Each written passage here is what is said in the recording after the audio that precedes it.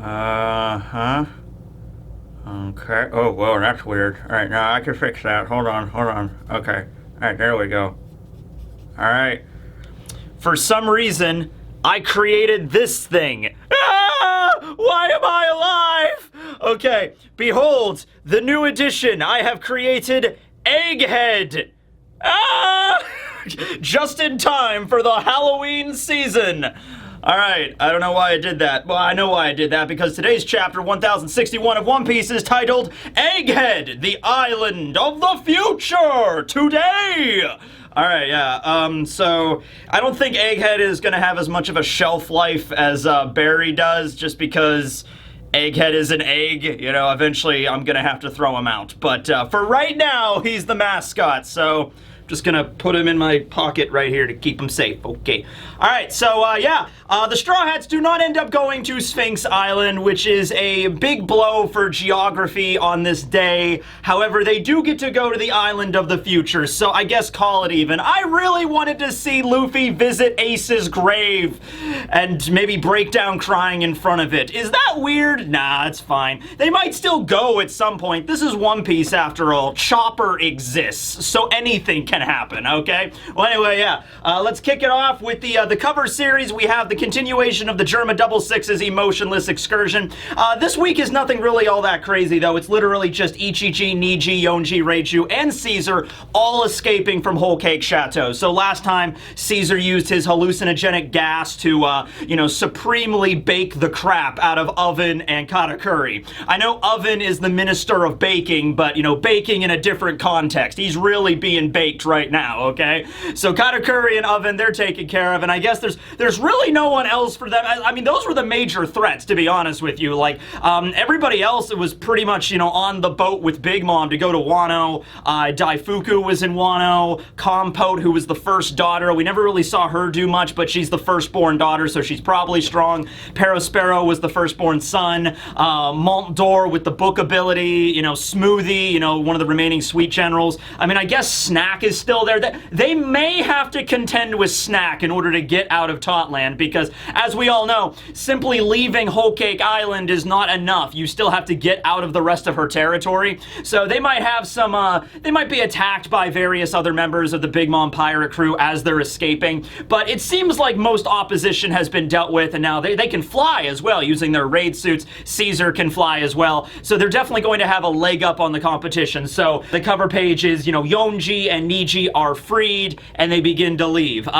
There still might be some things to cover here involving this. I don't think the cover series is just over.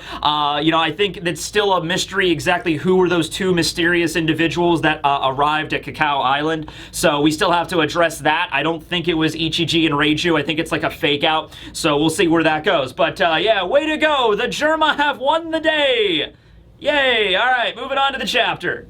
Okay, so the chapter kicks off right where we left off last chapter, which means this is gonna be fast-paced, ladies and gentlemen, alright? Oda opens this up with a double-page spread. He is pulling no punches with this new arc. Okay, so to recap really quick, there was this giant current, like, in front of them that was, like, shaped like a lollipop or an afro. Zoro cuts it in half. Bonney pops out of it. Chopper walks out on the deck to help. He has this giant casa hat that Otama made for him back in Wano, but it's really windy and cold out, so as soon as Chopper walks outside, he catches, you know, the wind like a sail and goes flying off to the side of the Sunny. Luffy grabs onto him, but then he gets pulled off the side of the Sunny as well, and then at the same time, Bonney pops out of the water, so we're picking up right at that moment, okay? So Bonney pops out, she's in her child form, Luffy reaches out, grabs onto Bonney, so she's safe. However, keep in mind, all three of these people are Devil Fruit users, and they're like sailing off into the unknown over the massive ocean, alright? So that's not good. So,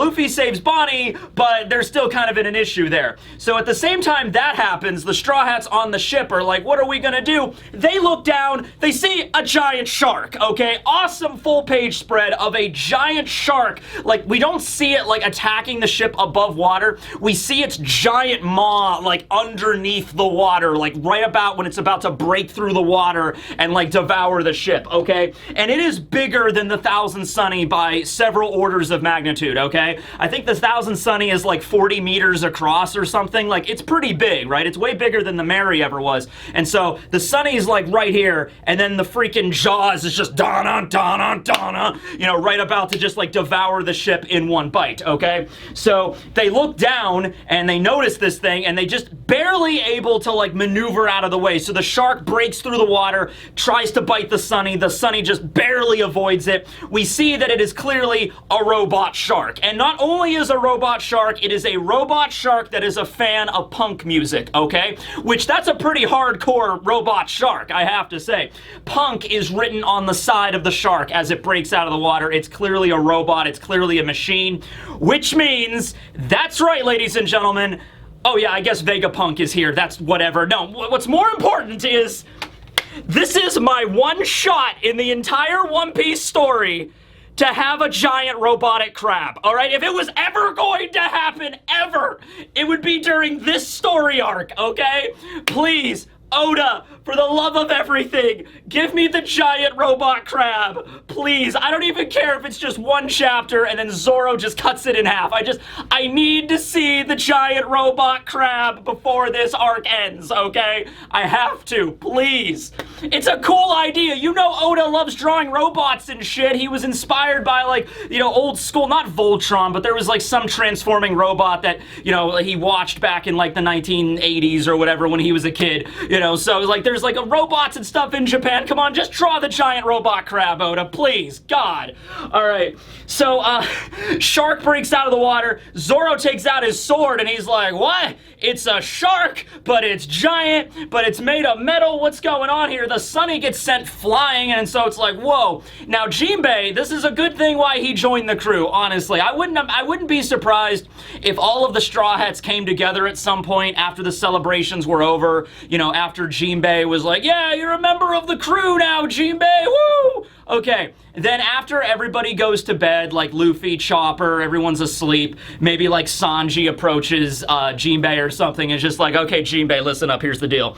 You're a fishman, right? And he's like, well, yeah. And I was like, okay, here's the deal. At some point in the future, this is guaranteed to happen, okay? Luffy or Chopper or Brook are gonna do something stupid and they're gonna get sent flying off the side of the Sunny. Like, this is going to happen, 100% confirmed. It's no question of if, only when, all right? So we always have to be the ones to jump into the water to save their asses. That's your duty from now on, okay? You're the fish man. You can swim super fast. You're the one that has to handle that. And it's like, okay, I guess I can handle that, but why do they keep jumping over the side of the ship if they're devil fruit users? I don't know. They just kind of do. We've just kind of gotten used to it, so, you know.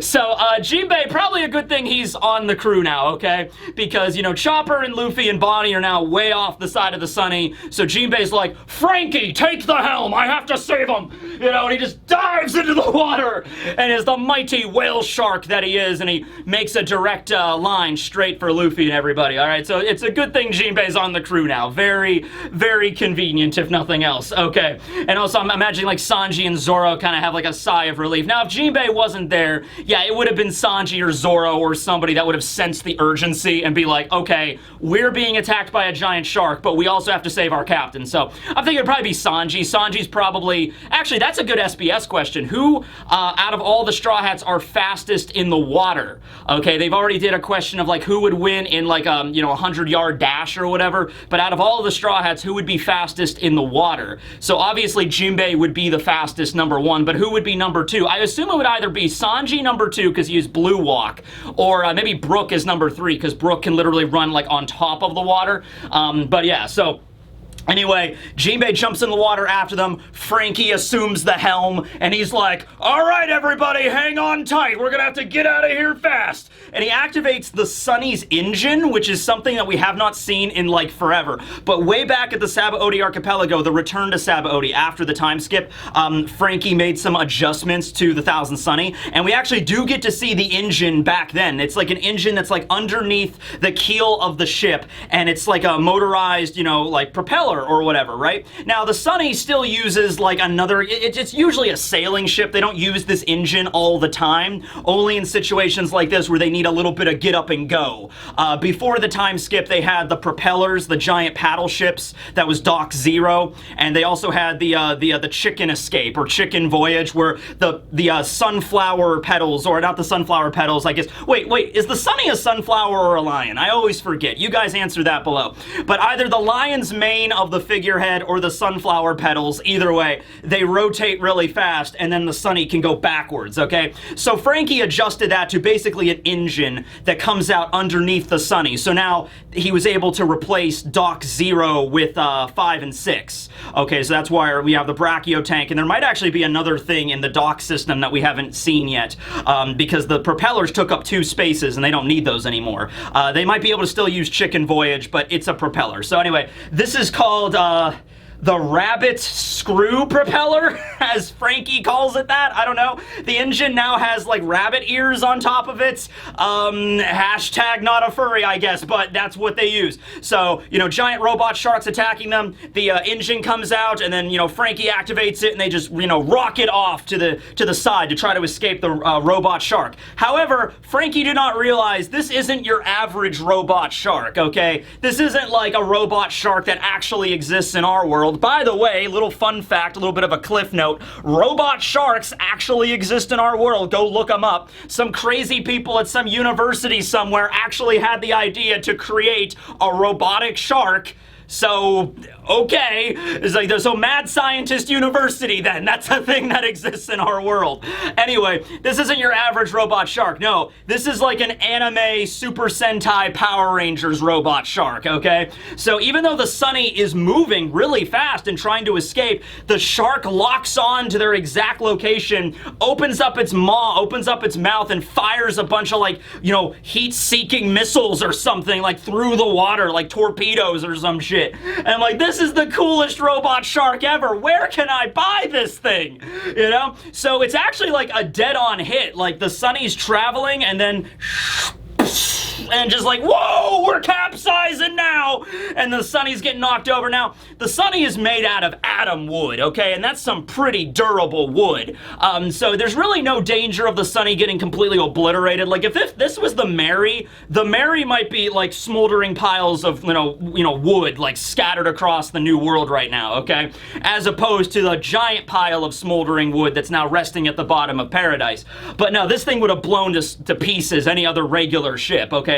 But no, not the Sunny. The Sunny can endure it, but they're capsizing, all right? They're getting knocked over the side, all right? We see Frankie, we see Robin, we see Usopp, we see Sanji, everybody, Brooke, everybody falling over the side of the Sunny.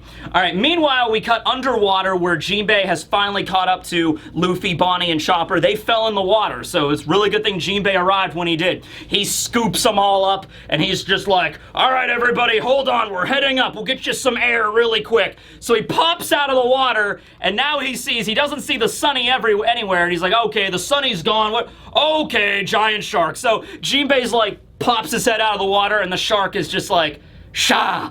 It opens up the mouth, the giant cannon's faced right at Jinbei's eyes, and just like, all right, everybody, inhale, we're going under again. And so at this point, it's funny, because Luffy and Chopper and Bonney, they're so weakened because they're Devil Fruit users, they're like, okay. So they inhale, they take a deep breath, and then Jinbei dives back under. Torpedo fires off. Jinbei has to, like, really book. He has to move all the way down in the bottom. There's crushing pressure everywhere. The torpedo's chasing them, but it eventually explodes, and Jinbei's able to avoid that explosion, all right? So, holy crap, Jinbei MVP right here, I have to say.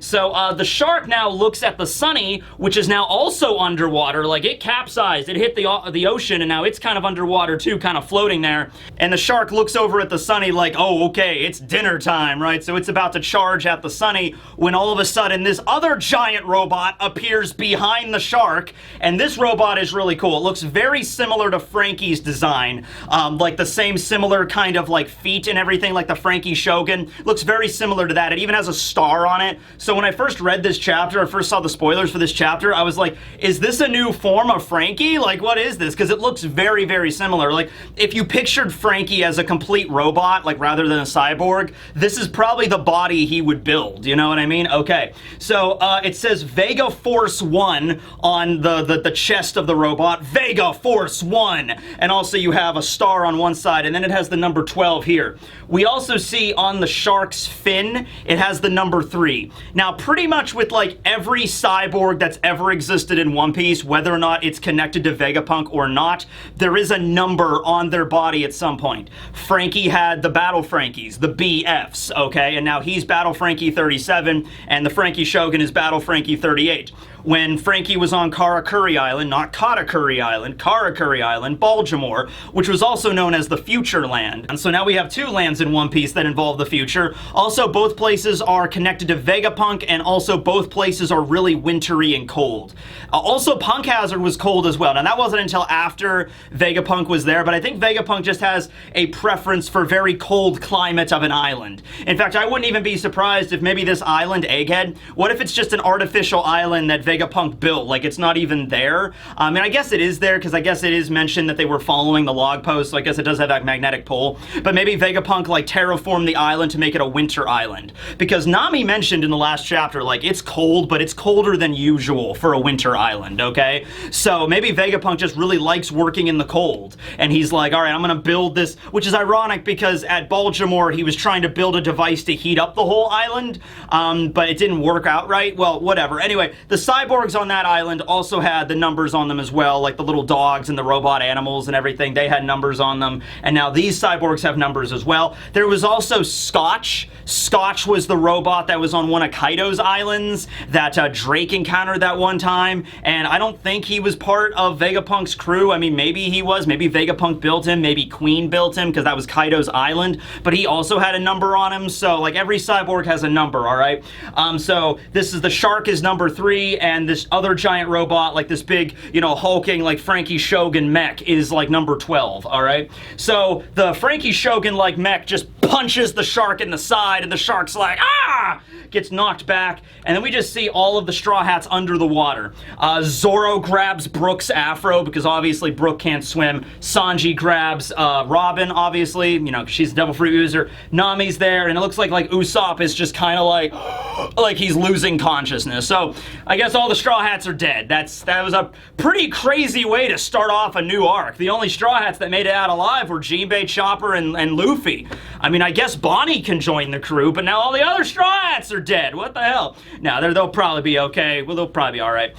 So now, after that exciting entrance into the new arc, we now cut over to a marine base. Not very far from Egghead Island, on another island that's close by, which basically means that all the characters we see here are probably going to show up at Egghead at some point, so keep that in mind. Now, we get a lot of new characters here, so buckle your seatbelts. Here we go. First off, this is G14, all right? So G14, all of the marine bases in the Grand Line begin with the letter G, all right? So G1 was the former base in the New World, like right at the beginning of the New World, that eventually switched with Marineford and Paradise. So this was originally G1, and now it's Marine HQ, and now the old Marine HQ, Marineford, where the war took place, is now the new G1. G2 and G3, we also see those bases. Those are in the Paradise side of the Grand Line. G5 is located in the New World. G8 was Navarone, which is the filler arc, but that was located in Paradise. And now we have G14. So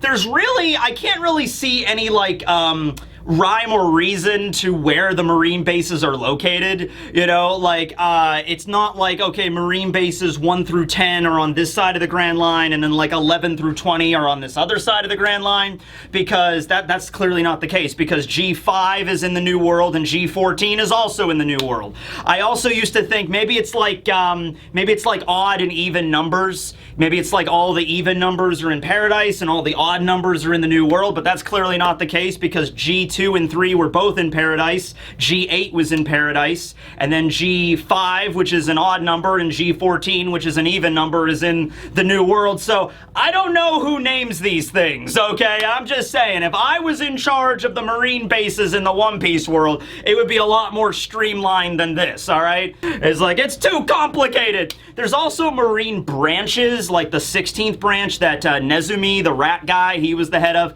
but the branches are located in the 4 blues. Okay, the G bases are located in the Grand Line for Grand Line. There you go. So this is G14. It looks pretty cool. It looks like a giant castle, honestly, like a fantasy sort of castle. And then we see Tashigi there. Tashigi, still a Marine captain, which she hasn't gotten promoted or anything since the last time we've seen her, which is probably fortunate for Tashigi's back, because it just seems to be the case that every single time she gets promoted, her boobs get bigger. So, you know, she probably was like, I was like, Tashigi, for your valor during Punk Hazard, we will promote you to Rear Admiral Tashigi. And Tashigi's like, guys, I appreciate it, I really do, but I already have back problems as it is. I can't go up any more ranks. Just keep me as a captain. I'm good. It's like, okay, fine. You'll never meet Fleet Admiral like that with that attitude. Just like, oh God, please.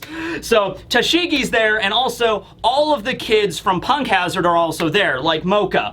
And I'm sure some others were given names, but I didn't pay attention to those. The only reason I remember Mocha's name is because there was literally a chapter titled Mocha, and she was like the most, you know, she was like the main character out of the Punk Hazard kids or whatever. But anyway, yeah, so it was stated that after Punk Hazard, they were going to take the kids to Vegapunk's lab, because if anybody would be able to reverse the gigantification, the drug experimentation that Caesar did on the kids, it would be Vegapunk. And it seems like the treatment is working. We don't exactly know what kind of treatment it is, but Mocha and the other kids that were like really giant, you know, they're beginning to shrink in size, and it seems like the withdrawal symptoms they had, like the drug withdrawals with the candy, they're doing better with that, and they're just hanging out with Tashigi, and they're just like talking to her, and she's sort of like their motherly figure. So that's really nice. That's nice. That's, oh my god, is that going to be a happy ending in One Piece? Holy crap, okay, good, awesome. Tashigi can just adopt all of the kids, and Smoker can be like their stepdad. Smoker's gonna be like their really gruff sort of stepdad that like deep down he cares about them, but on the surface he's like, I'm gonna go to work, you know? But then he gets home from work and he bought them all presents, you know, just like, oh, thanks, Dad. He's like, whatever, I'm gonna go smoke. Just like, you know what I mean? We don't see Smoker in this chapter. I'm assuming he's pretty nearby because, you know, Tashigi and Smoker are on the same, like, unit, the same, like, ship and stuff. So Smoker might be out somewhere. Smoker might already be on Egghead Island. He might be there on Egghead Island talking with Vegapunk or something. We might see him, you know, later this arc. So Tashigi's there, but then we get introduced to a new waifu. A new waifu. A new Dami Mommy. A new waifu. Yeah, let's go with that. We get introduced to G14 Commander Vice Admiral Doll. Okay, her name is just Doll, all right? So she shows up. She's wearing like a low-cut, like, actually, is it a jacket or a shirt? Okay, it looks like a shirt, but it's like, okay, it looks like a t-shirt, but like she ripped it in the front. It's like a very low-cut kind of t-shirt, all right? She has a spiked collar around her neck. She has very short, kind of a little bit curly black hair and like hoop earrings and like lipstick. Okay, so she's one of the most amazing characters in One Piece already. I hope to see her more often in this arc. Okay, more Vice Admiral Doll. Oda, good job, Oda. Just keep that character development rolling. Okay, awesome. So she's the Vice Admiral. So she is the commander of this entire base.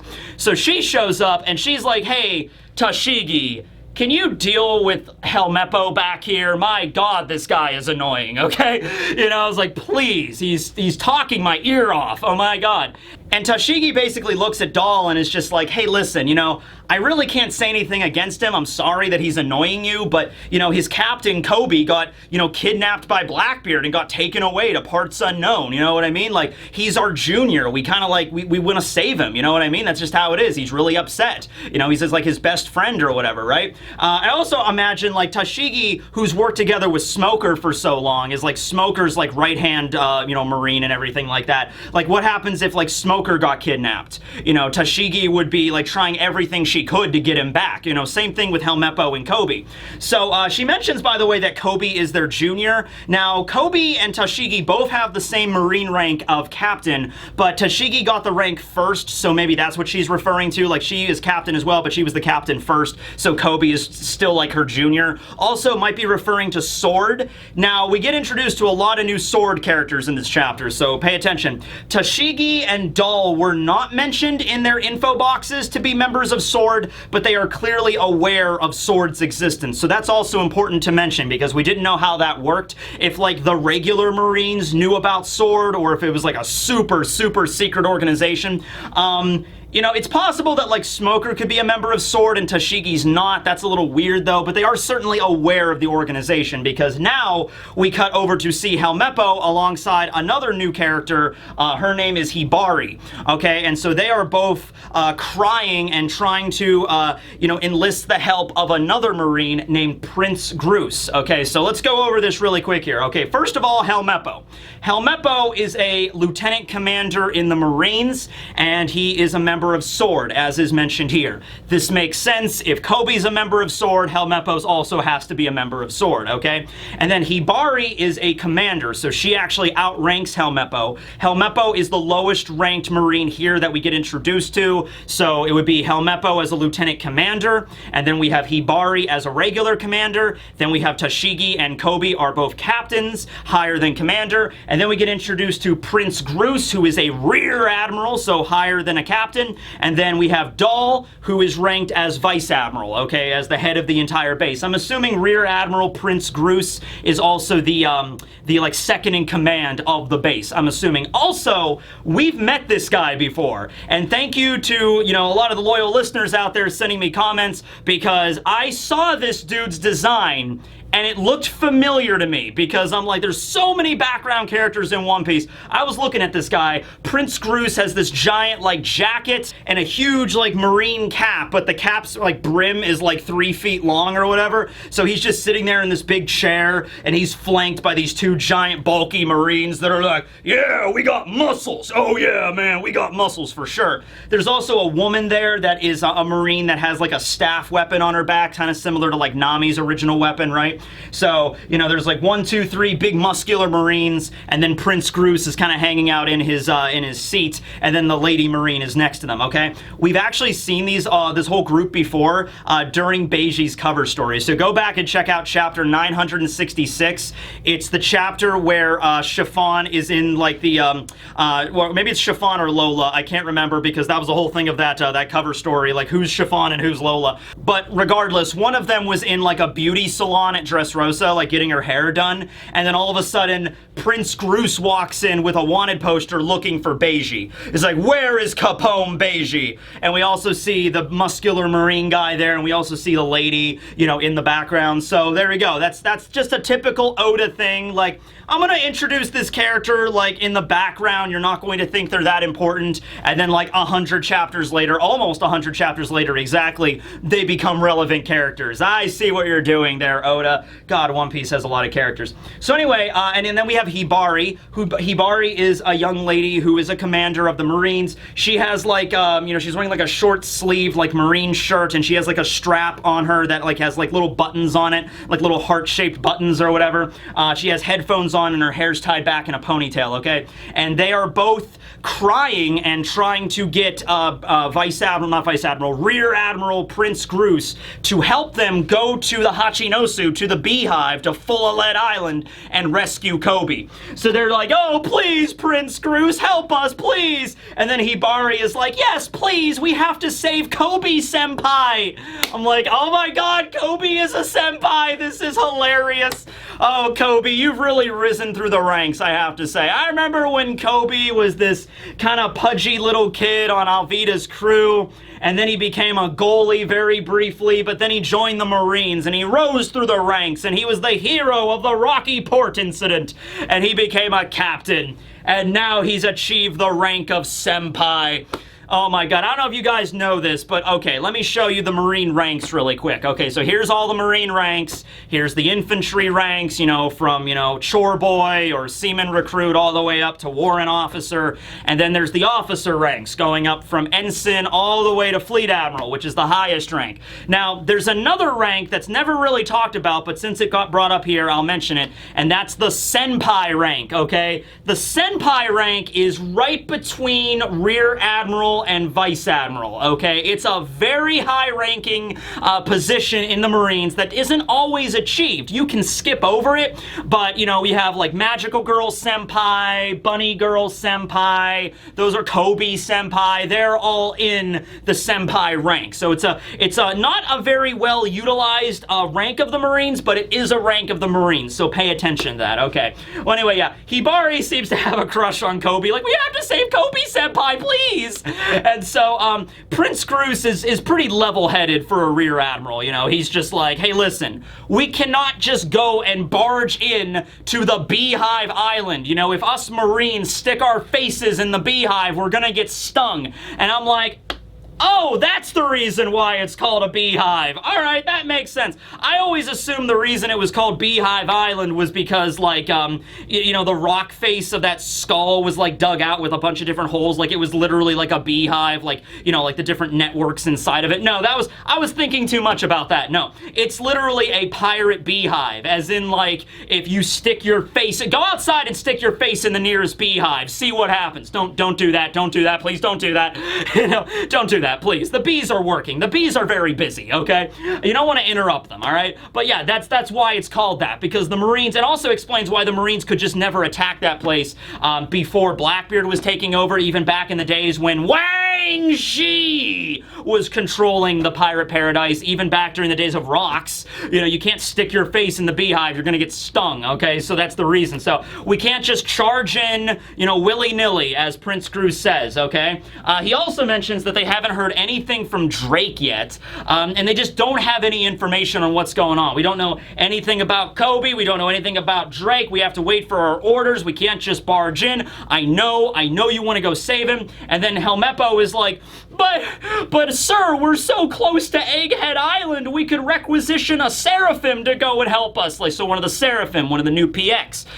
Keep in mind, Seraphims are going to be crawling around Egghead Island, okay? Not literally crawling, but like patrolling, probably, like in the skies. So Luffy and the gang are probably going to have to fight one of those things. I'm just throwing that out there right now. But anyway, yeah, Prince Groose is just like, no, we're not sending a Seraphim. Look, would you two just calm down? All right, look. We'll do what we can, but we just can't go off, you know, just off randomly and go try to, like, you know, pick a fight that we can't win, you know? So I gotta say, Prince Groose, he kind of looks like Who's Who a little bit. He has the hair that's kind of like the shaggy hair that goes in front of his eyes.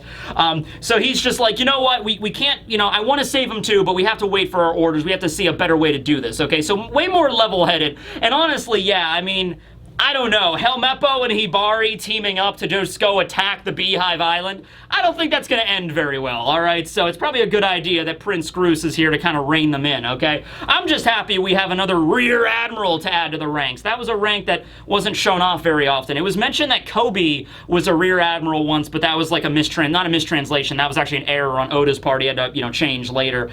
So yeah, the only other Rear Admiral we knew about was Hina. Hina is a Rear Admiral, but now we have Hina and Prince Groose, so there we go, right? Okay, so that's that scene right there. They mentioned Drake. I want to bring that up really quick. Okay, so here's something interesting. It was mentioned that Drake was a member of Sword. He was a captain in Sword. Now that got me thinking, does that mean like when you're a member of Sword, you have a different rank than when you have a rank in the Marines? Because Drake was originally a Rear Admiral too. And then something happened, and it was like, oh, actually, we don't know the whole story there. Something happened, he turned traitor to become a pirate, but it was actually revealed that that wasn't true, and he was actually a Marine the whole time. So we don't know what happened there. But he was stated to be a Sword captain, former Marine Rear Admiral.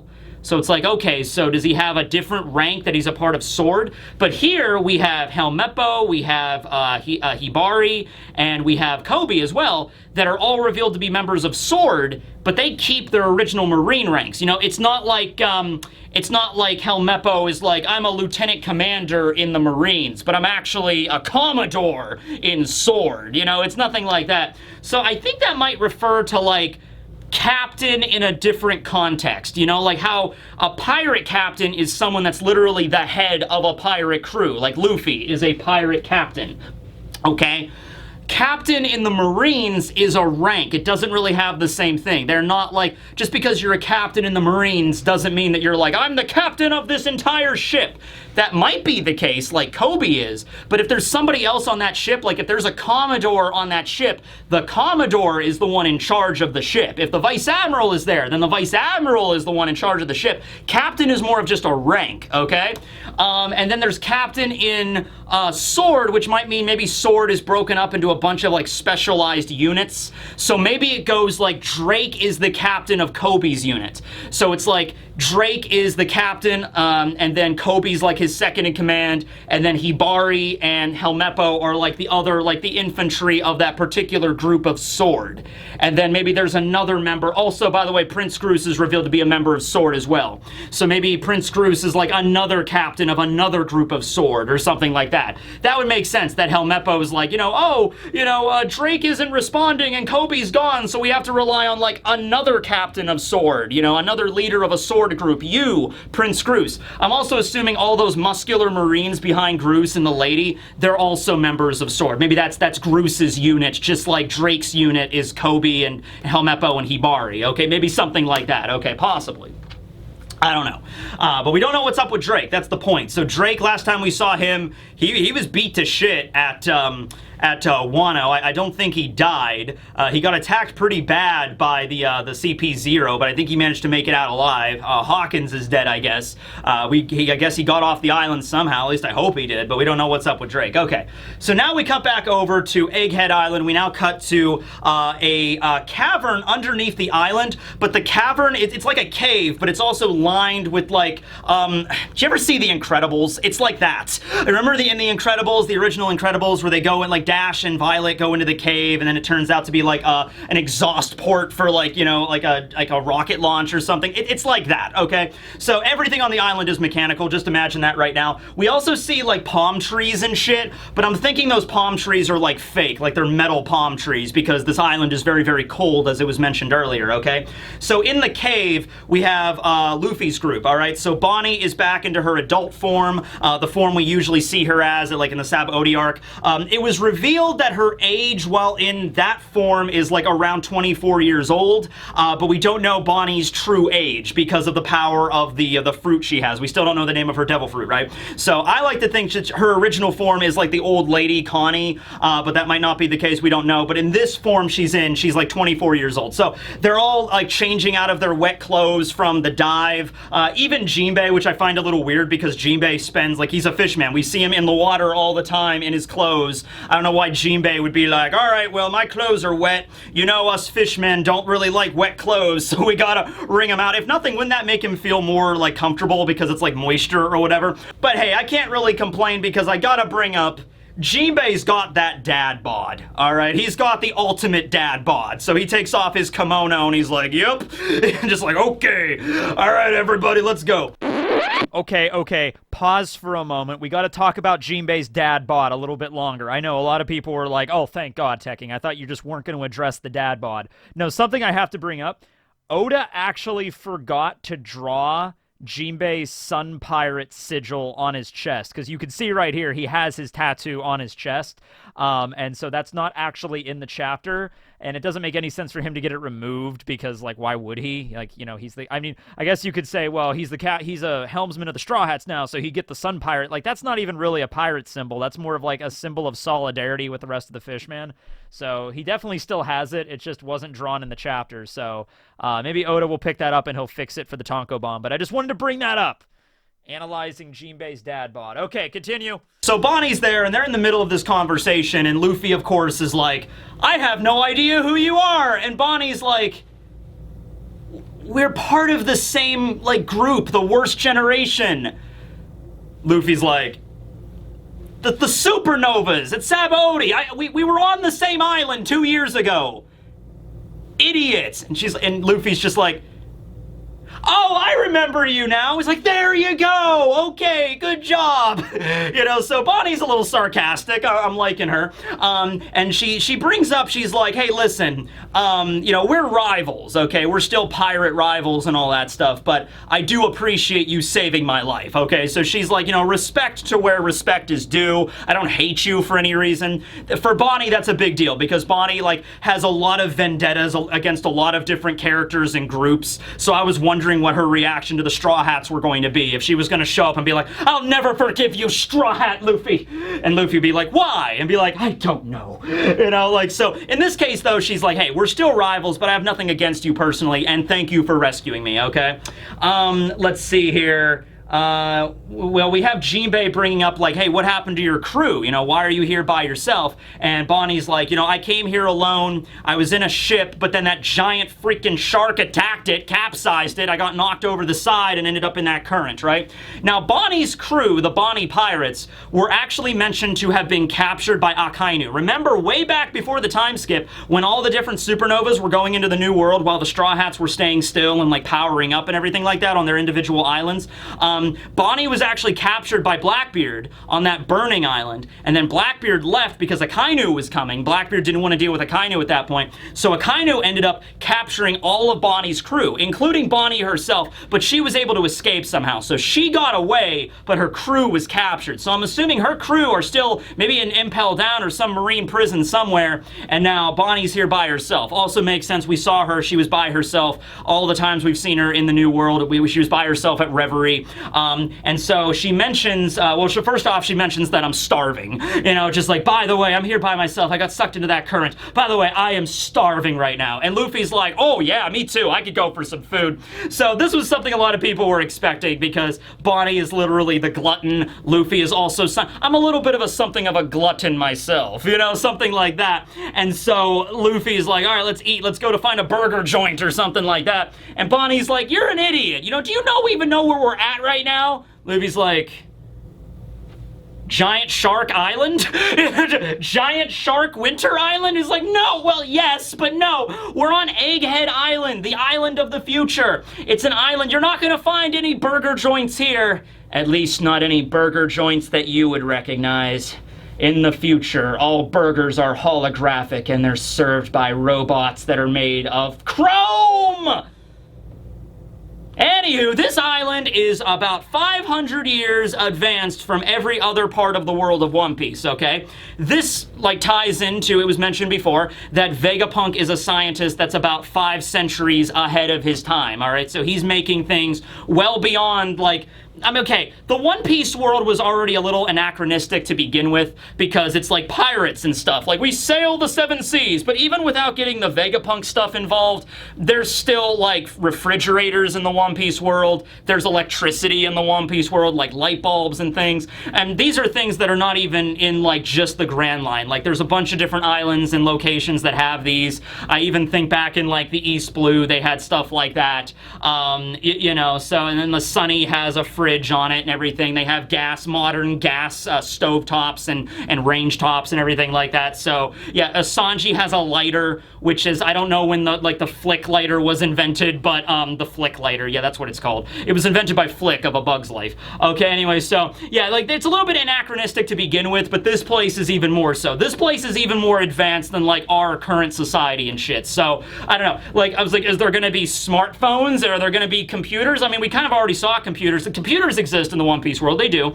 They kind of, well, sometimes we see regular computers and sometimes we see, like, Den Den Mushi as computers.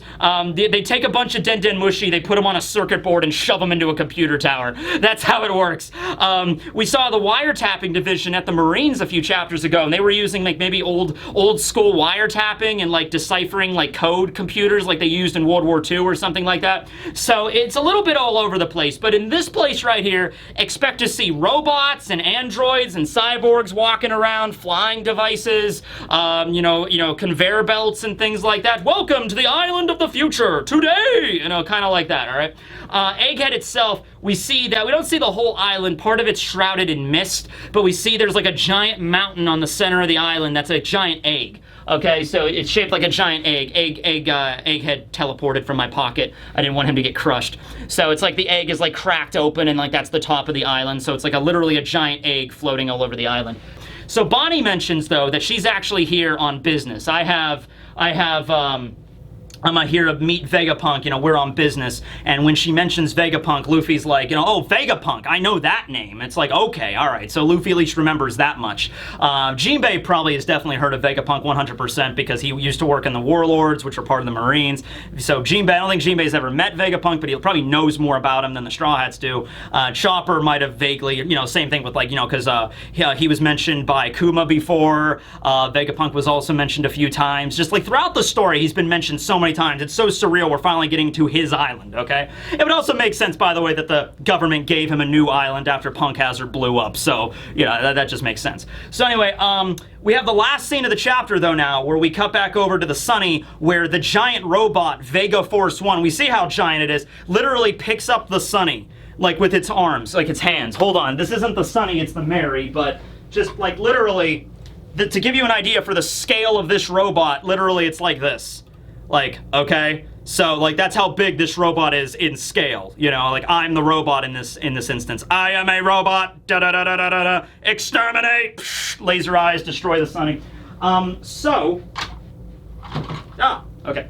So, giant robot picks the Sunny up out of the water, and the Straw Hats are on board, and they're like barely holding on, like Nami and Zoro, and we see Caribou there too. I guess Caribou's still in the barrel, because the barrel wasn't just like a regular barrel. The barrel was like chain tight. So I don't think Caribou could have gotten out of that, even if it was like thrashing around a lot. I don't think, well, maybe the explosion knocked him out of the barrel. I don't know, but Caribou's there like, ah. So keep in mind, everyone always forgets about Caribou. Caribou's still there. He's part of this arc now. There's no going back, okay?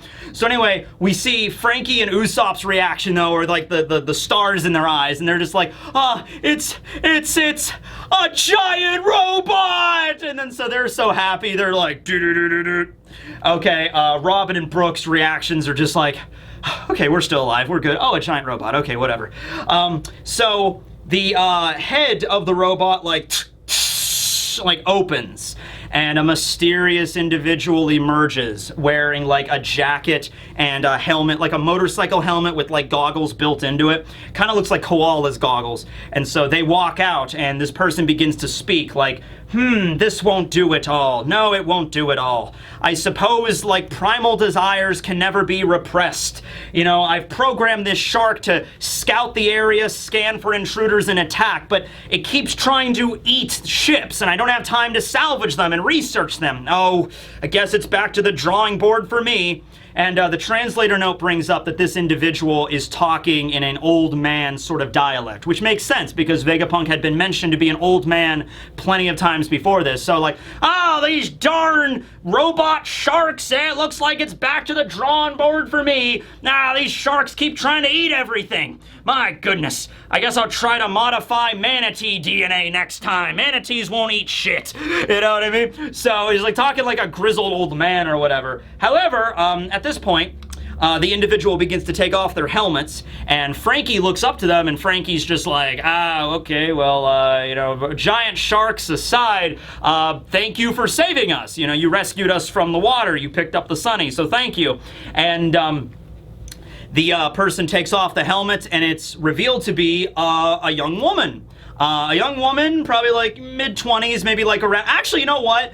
After looking at her design more, I think she's based off of Uta.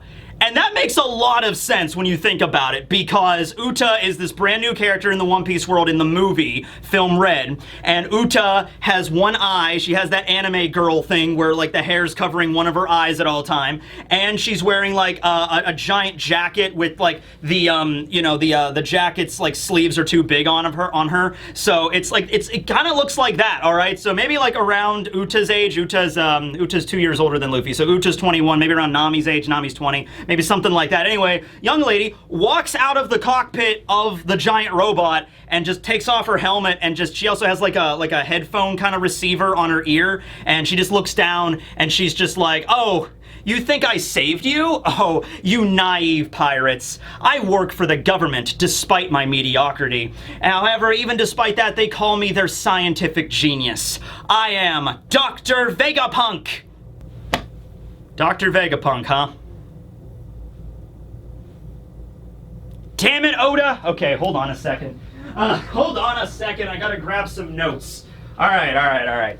So, I don't usually do live reactions to One Piece chapters, but yesterday was a special occasion because it was my 700K subscriber stream. Thank you, by the way. And the chapter just released while I was doing it, just happened to be the case. So, you know, I was there with the chat and we were all talking about possibilities here.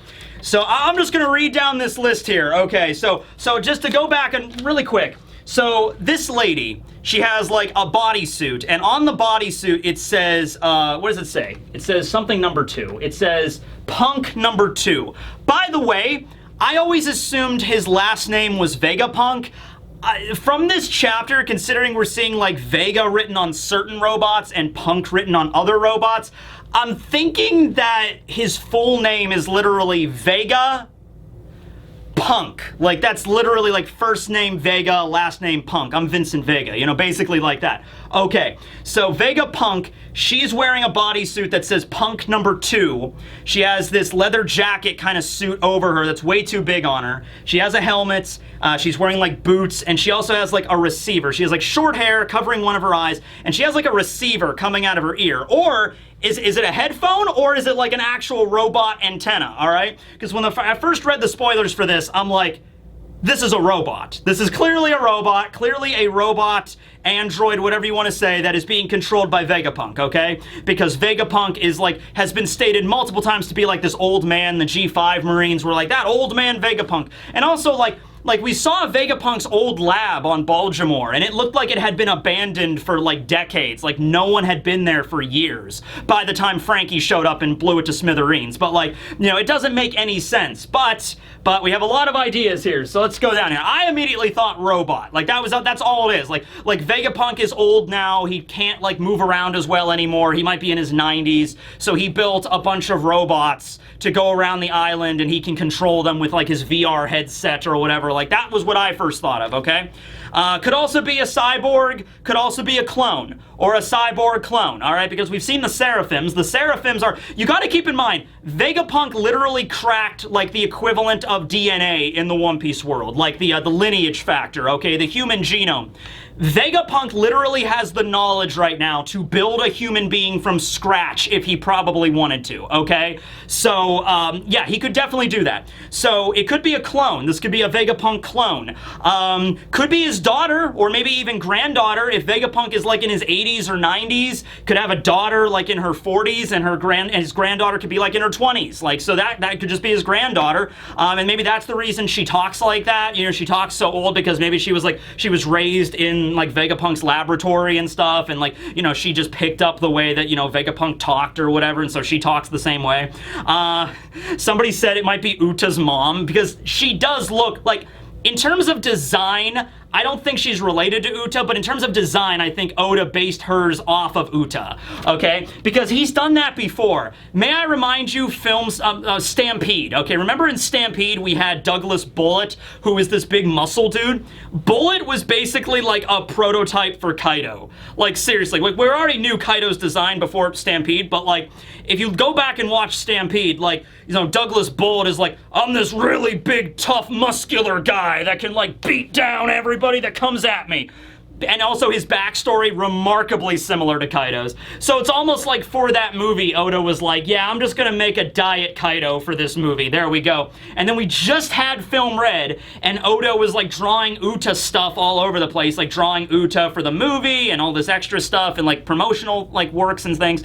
Maybe Oda was just like, you know what? I really liked Uta's design. I liked Uta's design with like the hair and the eye and the giant jacket that she wears and everything like that. You know what? I'm gonna keep that in the story, and I'm gonna make a character. I'm gonna make Vegapunk that character. Which is crazy, because we're expecting like this old man to walk out like, I'm Dr. Vegapunk! And then instead we get, you know, a lady instead. So that's a very Oda-esque thing to do. Gotta see Sanji's reaction to this. Oh yeah, it could just be Vegapunk. Like, there's a few ways that could make sense. Like, transferred consciousness, somebody said. Like, Vegapunk is old, so he builds a new body, which just happens to be a woman in like her mid-20s, and then transfers his consciousness into the new body, and just like, okay, that could be a thing. I wrote down Orochimaru, because like Orochimaru in Naruto did the whole body swap thing, and it's like, Well, Vegapunk does have the technology to make that happen, so it could be. Shapeshifter, maybe Vegapunk has a shape-shifting devil fruit. He also cracked the nut when it came to the devil fruits. So he might be able to create any sort of, like, we saw the dragon fruit was like a failure, but it seemed to work pretty well to me. So maybe Vegapunk can make any devil fruit he wants. And we're probably going to find out what devil fruits are in this arc, so get ready for that. But before we even get to that, so maybe Vegapunk was like, hey, I'm getting old. I want a devil fruit that allows me to change into whatever form I want for science. And then he gets this, and then here we go. Could be. But the fact that she has the number 2 on her and the fact that she has this antenna coming out of her, it might be a headphone, but it might also just be actually coming out of her body. Like, that might be her ear, you know, like a receiver, okay? So I'm thinking robot, cyborg, something like that. Okay, that's what I'm going with, but there's a lot of other options here, and her design is very indicative of Uta's. Now, the thing I'm upset by, really, here, is I don't care if Vegapunk is a man or a woman. I'm upset that they don't have the striped shirt. The striped shirt! That was the only thing we knew! That Vegapunk had a striped shirt! Why I don't see any striped shirt? Not at all. I see a bodysuit and a jacket and a helmet. The best time to wear a striped sweater is all the time. One with a collared turtleneck. That's the kind, 'cause when you're wearing that one special sweater, you know you're in Egghead, Island of the Future. Okay. I don't know what the hell that was, but okay. So that's the end of the chapter, and we have a break next week, so there it is. But hey, you know what? It's worth it because this arc is going to probably have the most big reveals in One Piece, like, ever. We have Bonney there to explain some stuff about Kuma and the revolutionaries and Marijua, what happened there. We have Vegapunk finally making her appearance, I guess. I'm just going to go with that for right now. I'm pretty sure Vegapunk is an old man, but we just don't know yet, so there's that case. Also, I'll probably use Rick Sanchez from Rick and Morty as the thumbnail for this video, but I guess I won't be able to use Rick Sanchez anymore as a stand-in for Vegapunk. Yeah, it's a sad day. Anyway, it's also a happy day, okay? Also, by the way, Bonney mentioned that she has some business here with Vegapunk, so that makes me wonder, like, obviously, it's going to involve Kuma in some way, because Bonney has a connection with Kuma and the Sorbet Kingdom and everything. But I wonder if it's like Bonney literally is just going to storm into the island and try to confront Vegapunk, like, you need to tell me what you did to Kuma. Or if it's like Bonney actually made an appointment with Vegapunk. Like, Vegapunk knows that she's coming, and like, okay, I'll meet with you on Wednesday at 4 o'clock, you know, like something like that. And Bonnie's like, you know, she's there with Luffy and Chopper and Jinbei in the cave, and she's just like, oh man, I have an appointment, I need to get there. You know what I mean? So we'll see where that goes, right? But yeah, I'm really liking Vegapunk's design, if that's what we're just going with, that actually is Vegapunk, we'll see. But the fact that, you know, she talks like an old man, I'm thinking, yeah, it's either the transferred consciousness or the cyborg or a clone or something. There's just so many possibilities. At any rate, crazy, high-octane, intense chapter. We got a robot, we got a giant shark robot, now we just need a giant crab robot and we'll be all good to go. Alright, well anyway, thanks for watching, everybody. This will be Tekking, signing out. Bye. Striped sweater!